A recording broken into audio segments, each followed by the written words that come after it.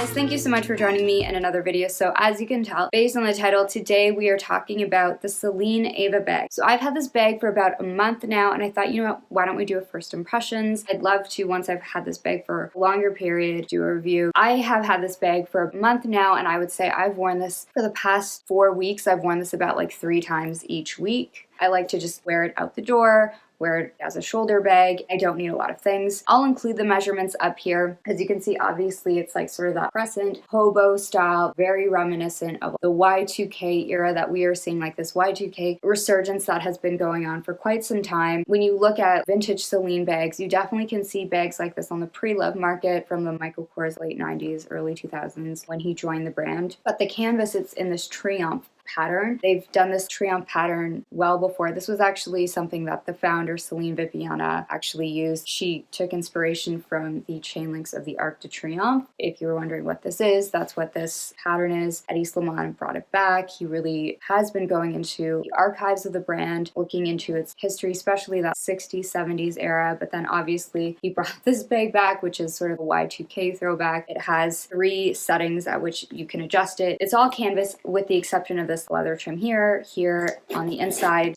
it is leather. One of the pros when it comes to a canvas material, it is very hard wearing. It's, I don't know if you can see, put it up close. It's very wipeable. I've definitely worn this picking my son up from daycare, and he'll spill like milk on it and just wipes off pretty easily. I would be concerned about potentially this is a lighter color, so that's definitely something to be concerned because this zipper bit is the fabric. The second pro about this bag is it's super lightweight. It does have the fabric lining interior. There's not a whole lot of weight on this bag. It doesn't have a lot of straps. It doesn't have a lot of hardware. It's got these 2 little bits here. They're a pro, and I think this could be a con. We'll talk about this later. I was a little bit scared of the shape, if I'm gonna be honest. I do find this a very flattering shape, and maybe I should be wearing like a coat. So if I just wear like a standard coat like this, it fits. And I thought, for whatever reason, in my mind, like my brain was like, I'm not interested in these styles that go up to the armpit because I wear coats. Would I say that you can wear this with a big puffer jacket? I would not recommend that. For like a coat like this, it definitely works. You could probably wear it like this, but I definitely feel I just like how it looks like this. It's a very flattering shape. I was pleasantly surprised by that. My next pro, I don't really know if it's a pro. I feel like I'm kind of like in the middle. It could lean either way. When it comes to this style, the hobo style, do I think the hobo bag is a classic? There's certain styles that lean classic. A flat bag will lean more classic. I think a trapezoid, top hand, you know what I mean? Like those styles, a tote. There are just some styles that are always going to be in. I don't think this style, like the hobo bags, are always going to be an in style, but I do think that they're the kind of style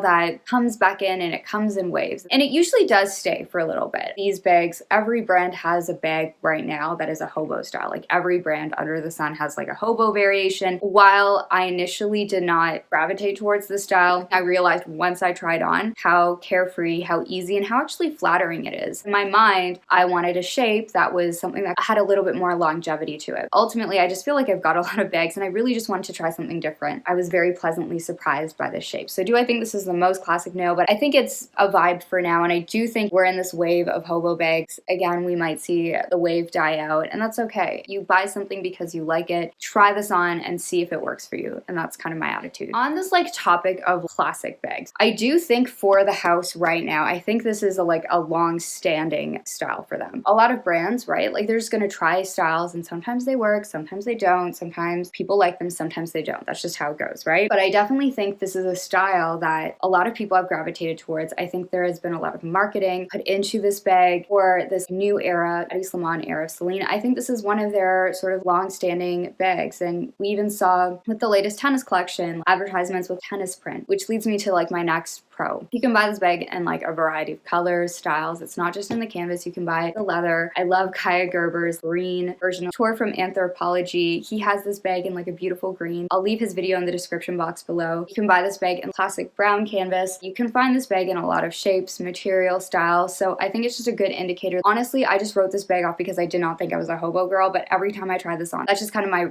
attitude. Like try it on and see if it works for you. Final pro is, I guess, what I really like about this bag. And that was like a pleasant surprise. When I started buying bags, I always wore bags that were crossbody, like a tote style, just because that was what was in, right? For like the past decade. And they're still in, right? The hobo bag has not been in since I've been really an adult in a position to buy myself a handbag. And I think that's it, right? So I think there's this nostalgia about this bag that I feel, maybe this is just totally a personal thing, but I kind of like it. Like I kind of like the nostalgia of this bag, of trying something. It's like a nostalgia I've never had, but I remember seeing ladies back in the day wear these sorts of bags. There's something about this era where people wore shoulder bags that's very comforting. So now onto the cons, guys. So the first con, there's no crossbody. I'm sure you could attach a crossbody. The second con is I think it leans very casual. I don't think this is the kind of bag that you have a lot of versatility, like dress up, dress down. I'm sure there's someone that could really dress this up, make it super elegant. I personally prefer it as like a casual bag. That's just my personal take, but yes, it doesn't have that versatility of maybe like a Celine Triomphe, which can be a little bit more dressed up. The con is I don't think shoulder bags are for everyone. I also like to wear like chunky knit sweaters in winter. I would not pick up this bag if I'm wearing a sweater like that. You have to think about your wardrobe, think about even just, is this something that feels comfortable to you? Some people, it may not. So I think this is definitely something you cannot just buy online and hope for the best. Try this on. This shape, like the crescent moon shape. There's something about a rectangular bag. You can play Tetris with it and organize your SLGs because it's like rounded. It's not the most practical in terms of if you want to compartmentalize, but I do find I like how it conforms to the body. There's something about having like a rectangular bag. It's just easier to organize things. I think it's a super minor one. The last con is this is definitely not a bag that has good resale values. If you want to play it safe, go with Louis Vuitton, go with Chanel, go with Hermes, and you know the specific bags. Honestly, do I think this is worth it? There was a recent price increase. So guys, I posted about this on my channel. There was a price increase that Celine had that day. I was on 24S and this bag was still at the old price. Do I think it's worth it after the price increase? If I'm going to be totally honest, I do. I think it is worth it if you were sold on this bag originally. Celine has price increases, but they're not the level and the extent as Chanel price increases. They're like every other brand out there is doing price increases. Relative to other styles, even just relative to other Celine styles, this is probably one of the most affordable, say this in air quotations, but it is probably one of the most affordable Celine bags. Do I recommend? Would I repurchase? Knowing what I know now, yes. To me, the cons of this bag are things that you kind of know when you first try the bag on in store, and you will just know instantaneously. I know the shoulder bag is not for everyone. Try it on and see how you like it with what you like to wear. And if it works, it works. If it doesn't, if the portions are not right, don't go for it. I can see how this style may turn off a lot of people, but I also think there's something very cool and carefree and casual. That is my review, and would love to know, are you someone that is interested in hobo bags? Is this sort of a style you're interested in? Would love to know in the comments, and I hope to see you in the next one.